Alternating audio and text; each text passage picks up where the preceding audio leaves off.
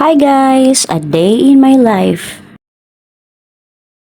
Bilang ina, ka-live-in partner at pagiging trabahador. Mag-aalas 6 na nga nang nagising ako dahil nga napuyat ako kagabi kasi nagplansya pa ako ng mga damit o uniform ng anak ko. Bago ako maglinis sa baba ay syempre inuuna ko munang linisin yung kwarto namin.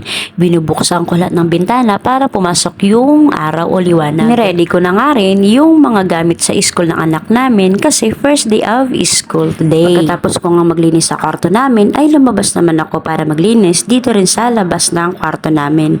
Walis-walis lang kasi wala naman din kaming masyadong gamit kaya wala ako masyadong liligpitin. Pagkatapos kong maglinis sa taas ay syempre magwawalis din ako dito sa baba at magliligpit ng kaunting gamit. Hindi pa nga tapos itong munting bahay namin kasi nga may mga bagay na mas kailangang unahin. Magluluto nga pala ako ng itlog kasi request ito kagabi ng anak namin. Gusto niya kasing baon yung pa-heart daw na itlog. Pagkatapos ay magpapainit ako ng tubig para naman magkape o mag-almusal na kaming mag-anak. Ay, kaganda naman ng bebe na yan. Siguro maganda nanay nito, char. Pagkakulungan ng tubig ay syempre nagtimpla na ako ng magiging kape namin o kaya almusalin namin. Tapos magwawalasingid ako sa labas.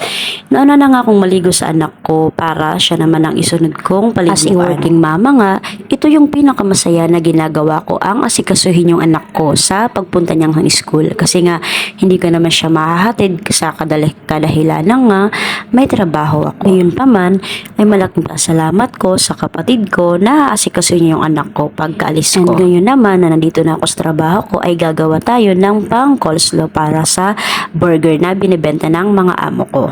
Syempre pipino maghihiwa din ako. Pagkatapos ay mag-deposit ako sa bangko. Pera ng amo ko yun na hindi akin. Pagkatapos ko nga sa Metrobank ay tutungo naman ulit ako sa PNB. Syempre aura muna ako. Pagkatapos kong kumain ay dumiretso na talaga ako sa PNB. Pagdating ko doon hindi ako nakapag-cellphone kasi bawal sa kanila yung cellphone. Kabalik ko nga sa tindahan ay nagbalot ako ng mga sibuyas at may pinuntahan kami ng amo kong babae. Pagkawi nga namin ng bahay ay naghilamos ako agad kasi akala ko sisipagin ako ngayon. Yun pala matatama rin pala ako. At buti na lang may partner ako na masipag.